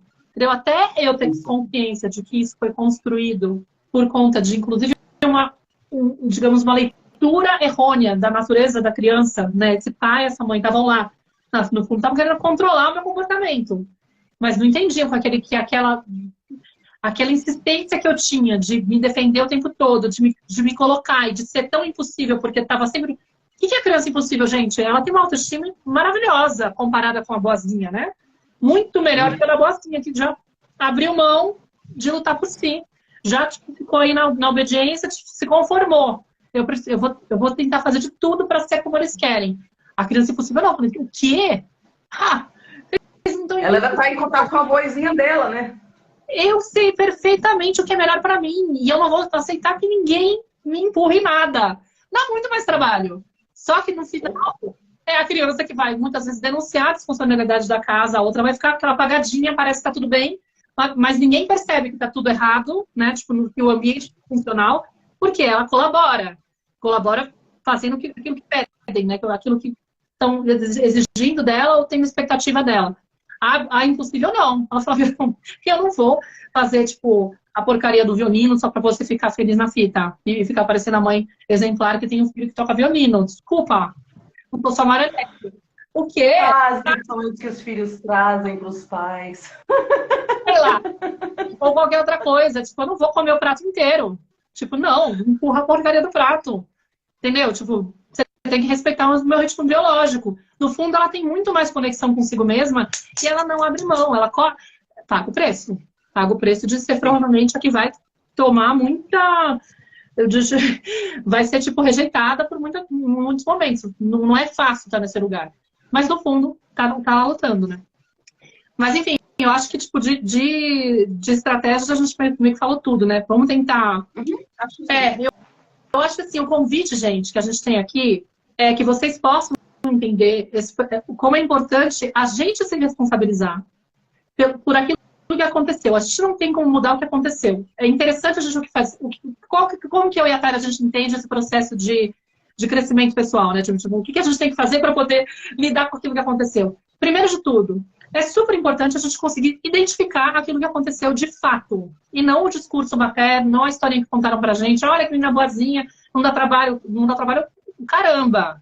Parei de pedir atenção, porque eu entendi que não era legítimo, que não tinha espaço. Então, a gente descreve com mais precisão aquilo que aconteceu de fato, ou seja, a maioria de nós tive pais imaturos, que tinham mais ou menos esse perfil, que agiram dessa forma.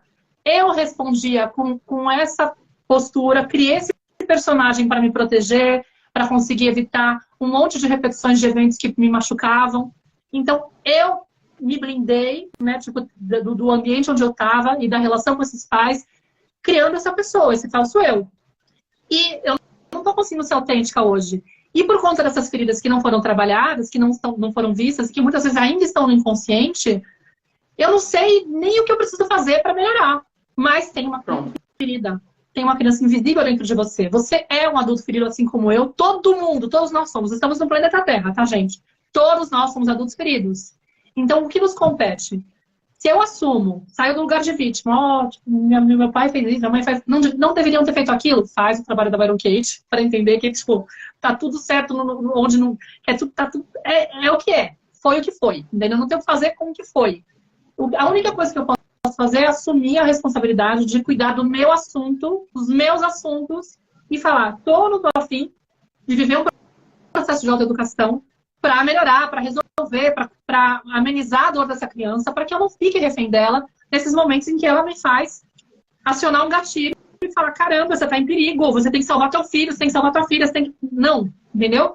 Aí, o que eu faço? Eu reforço aqui, entrem nos surtos maternos, na série que eu vou fazer na semana que vem, que vai começar dia 30, na segunda-feira. Escreve surtos nos comentários para poder se inscrever, que vocês vão receber o link da inscrição da série pelo direct de vocês, quando vocês inscrevem surtos, escrevem. E aí, né, nessa série eu vou dar digamos, uma degustação do que é a minha mentoria, para que vocês possam entender a Maternar a Criança, que vai abrir as inscrições para as vagas dessa turma desse semestre, menos de 50 vagas, tá, gente? Na segunda-feira do dia 6 de fevereiro, tá? Então, vocês assistem às aulas, veem se faz sentido o processo, a jornada que eu proponho para vocês da mentoria, entendeu? Se for o caso, vocês se inscrevem. Mas a série em si já é muito poderosa, já vai trazer muita informação, já vai ter uma virada de chave aí na forma como vocês vão ver a maternidade, a parentalidade, a relação com os filhos. Tenho certeza, porque já é a quarta vez que vou fazer essa série e ela sempre dá um retorno muito potente, tá? E aí, fora isso, na sexta-feira, depois de amanhã, eu vou fazer uma live também, a última live de Senta, que vai ser com o Hugo Monteiro Ferreira. Não estou com o livro dele aqui, mas ele é autor do livro A Geração do Quarto. E a gente vai falar sobre adolescência, sobre como tornar nos quartos. Poderoso, hein? E, inclusive, assim, a gente gravou um podcast da Tenda Materna com ele na sexta-feira, Flor, e ele falou que quando ele foi fazer a pesquisa, ele queria descobrir por que os adolescentes estavam tão melhor dentro do quarto do que fora. E aí ele foi descobrir que não, que eles estavam bem. Não é que eles estavam, tipo, melhor. Eles estavam todos passando mal. Um sofrimento psíquico intenso. Denunciando o quê? De forma muito camuflada, porque muitos continuam bem na escola, aparentemente está ok, né? Mas dentro estão aí com comportamentos de autolesão. Pensando... Tá difícil. Aí, tá muito difícil. Precisou mais de 3 mil jovens e fez um recorte com 300 e tanto. De todos os que estão participando da história do livro, tentaram suicídio. Mais de uma vez. Se cortaram, foram vítimas de bullying, de cyberbullying. Então, assim, é uma enxurrada de depoimentos, assim, você chora muito no livro, mas é urgente a gente falar disso, porque são jovens que estão o quê? Resultado dessa educação tradicional. Desses pais que estão muito desconectados de si, que estão adoecidos emocionalmente. É gritante, assim, é como se fosse um grito, assim, cara, eu tô nesse estado porque nós, como sociedade, estamos adoecidos emocionalmente. E aí, assim, pôr a mão no coração e falar, cara, eu preciso fazer algo, eu preciso me mudar, para que se eu conecto com a minha essência, eu fico até arrepiada, se eu volto, se eu resgato a minha criança interior, reconecto com ela, dou espaço para ela sentir, aprendo de novo a sentir, crio resiliência, crio sensibilidade para essa criança invisível que eu tenho dentro, que tá esquecida, tá lá abandonada, eu consigo conectar com o meu filho de verdade. Eu consigo ter sensibilidade para entender aquilo que ele está trazendo, para sentir quando ele não está bem, para ser apoio, para ser porto seguro, para ser tudo, assim, sabe? Para ter essa intimidade emocional que é necessária para a gente recuperar a conexão com eles. Então, venham sexta-feira, tá? Aqui dando já um brainstorm do que vai ser, porque vai ser lindo falar com o Hugo. E aí, na semana que vem vai ter tudo isso, tá? Vai ter a série lá, que se vocês digitando surtos, vocês entram nos grupos e recebem toda a comunicação, tá? Fica aqui o convite. E a Tari também está com o workshop dela, com inscrições abertas. Então, fala um pouquinho aí. Gente, o Workshop Entra no Seu Poder é um programa que eu ministro aqui no Brasil e internacionalmente há alguns anos, especificamente para filhas e filhos de pais narcisistas. Agora que vocês entendem o que é narcisismo, é a pessoa não ter disponibilidade para lidar consigo, então ela não tem disponibilidade para lidar com o outro. No entanto, eu lido com um grau muito mais elevado, tá? Além da criação tradicional brasileira. Então, aqui a gente está falando de um perfil de transtorno de personalidade. O ponto do workshop é ajudar você na autorresponsabilidade. E a forma que a gente faz isso é reconectando você com a sua autonomia psicológica. Então, quando a gente sai dessas famílias, a gente não consegue pensar por conta própria, adoece e, é o que eu falei, a gente acha que se reconectar com o nosso eu autêntico é uma traição. Eu ajudo você a saber como se reconectar para que você tenha força, coragem, sabedoria, lucidez de fazer essa traição. Que, na verdade, é você se libertar e libertar a sua linhagem familiar. Então, se você tem dificuldade em pensar por conta própria e ganhar distância psicológica com relação aos seus pais narcisistas, você não sabe como administrar isso, você consegue independência psicológica, é questão de medos com as ferramentas corretas. Os seus problemas vão continuar os mesmos. As questões, você entendeu? Da família, essas coisas, os seus problemas externos vão continuar os mesmos, mas você vai conseguir pensar a partir do seu eu real e não a partir da narrativa da família. Isso faz toda a diferença. E é no dia 6 de fevereiro também, o carrinho abre, não, a turma começa, o carrinho já está aberto. Legal. A minha turma começa dia 12. Então, tipo, as inscrições são dia 6, começam dia 6, né?